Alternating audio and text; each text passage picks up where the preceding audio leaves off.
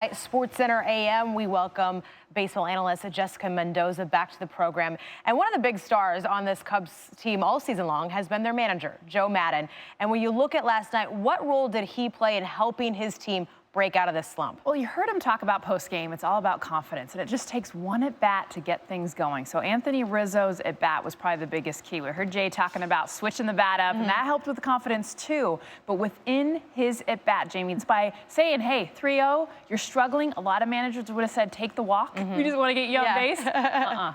I'm letting you swing the bat. And baseball's such a mental game, so to have that confidence really might help him going forward.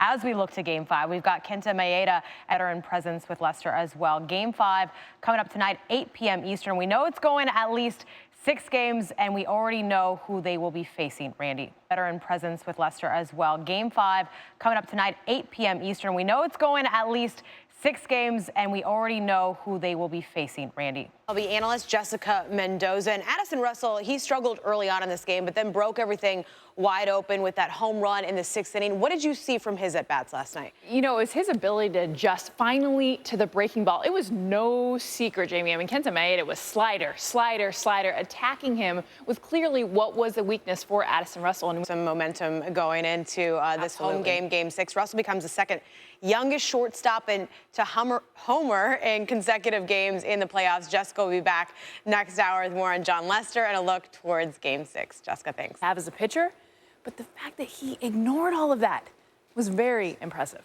So we head to Game 6, Chicago, Saturday. Clayton Kershaw threw 7 shutout innings back in Game 2, but the Cubs offense seemed to have kind of look more middle away. But when he was swinging before, he was swinging more to try to pull the ball. So he's opening up his front side, and because of that, susceptible to the breaking ball and not able to get to anything away. So what does he do? The home run he hit 2 nights ago, he's looking middle away. So what does that do? It keeps his front side closed and keeps this all square to the plate. So because of that, now he's in a power zone to not only be able to hit the ball out, which he did, but arc. So between those 2 pitches, Hannah, that adjustment that he made, I don't know if it would have been as good as in heels, but that's why I brought the bat. I wanted to show, because I think a lot of times we see on video, we talk about these things, but for Addison Russell, I mean, that is huge in the postseason to make that kind of adjustment and do it so well.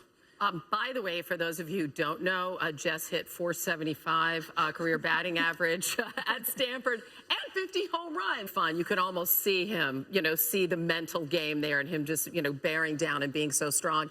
And now we have this incredible scenario where Clayton Kershaw is going to step in and have to save the day for the Dodgers. I like it. Josina Anderson's back with us to talk about that conversation with Doc Rivers and Tyronn Lue. So you spent a lot of time with the both of them. What kind of stood out to you the most about their relationship?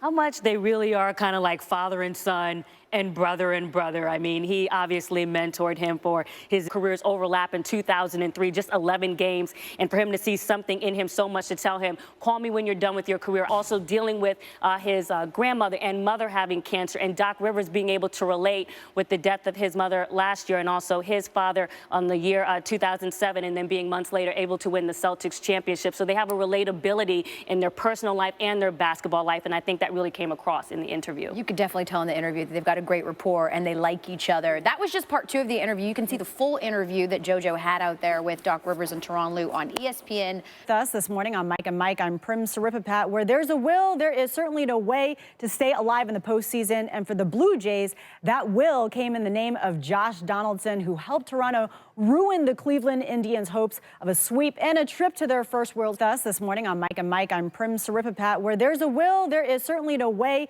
to stay alive in the postseason. And for the Blue Jays, that will came in the name of Josh Donaldson, who helped Toronto ruin the Cleveland Indians' hopes of a sweep and a trip to their first World Cup alongside Danny Werfel. Just kidding, Danny Cannell. So listen, you guys were just talking about #1 Alabama. This week, they have another top 10 matchup. They host #6 Texas A&M. As a former QB, obviously you have your sights set on the guys under center. So what are you seeing with Trevor Knight and Jalen Hurts? I see a slightly different skill set than when I played, to say the least. Here you go. Here's Trevor Knight. See, this is the thing I find interesting in this matchup. He's pretty elusive, too. You see his pocket break down right there? He's